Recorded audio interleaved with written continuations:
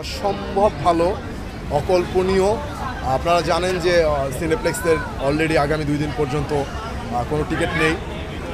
এতটা আসলে শুরুতে আমরা এক্সপেক্ট করি নাই। আমরা ভাবছি যে আস্তে আস্তে আস্তে ক্রাউডটা বাড়বে। আলহামদুলিল্লাহ আমরা অনেক হ্যাপি। একটু জোরে বলতে হবে ব্রাদার, সরি।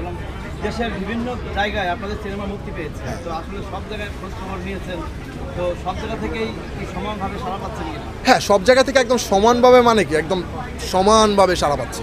আপনারা ফেসবুক, ইউটিউব দেখলেই বুঝতে পারতেছেন অলরেডি একটা ঝড় আসছে। হৃদয় তো প্রথম সিনেমাতেই ছক্কা মেরে দিয়েছে। আমার পাশেও আমার বড় ভাই, আমাদের মেগা স্টার, এরপর তো আমার 2 প্রডিউসার আছে, এরপর আমার আর কি লাগে, এরপর তো ছক্কাই মারবই।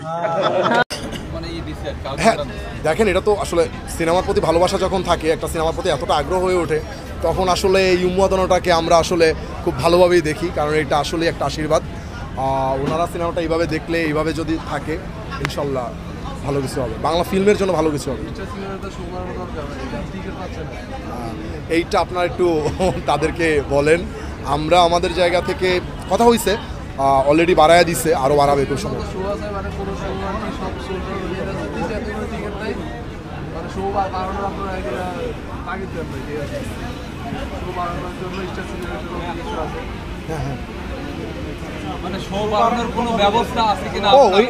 আমাদের হাতে তো আসলে কোনো কিছু নাই, এটা তো হচ্ছে যারা এখানে আছে তাদের, আমাদের হাতে তো কোনো কিছু।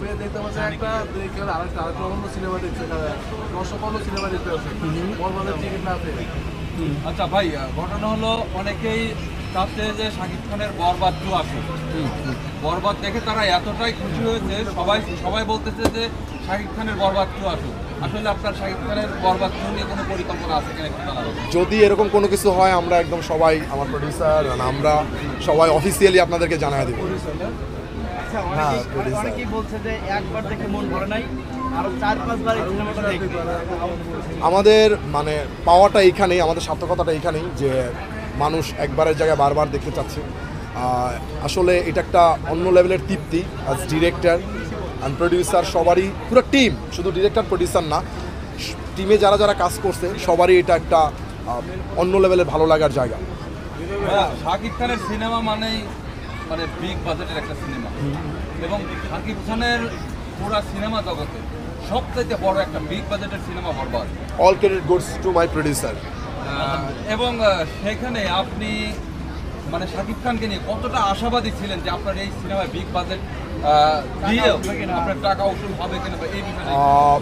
এই ব্যাপারে হচ্ছে আমরা প্রথমেই বিশ্বাস করছি, আমি এবং আমার প্রডিউসাররা যারা আছেন, ভাইয়া এবং আপু, আমরা প্রথমে বিশ্বাস করছি যে আসলে ইনভেস্ট করলে ভালো সিনেমা যদি হয় তাহলে টাকাটা রিটার্ন আসবে।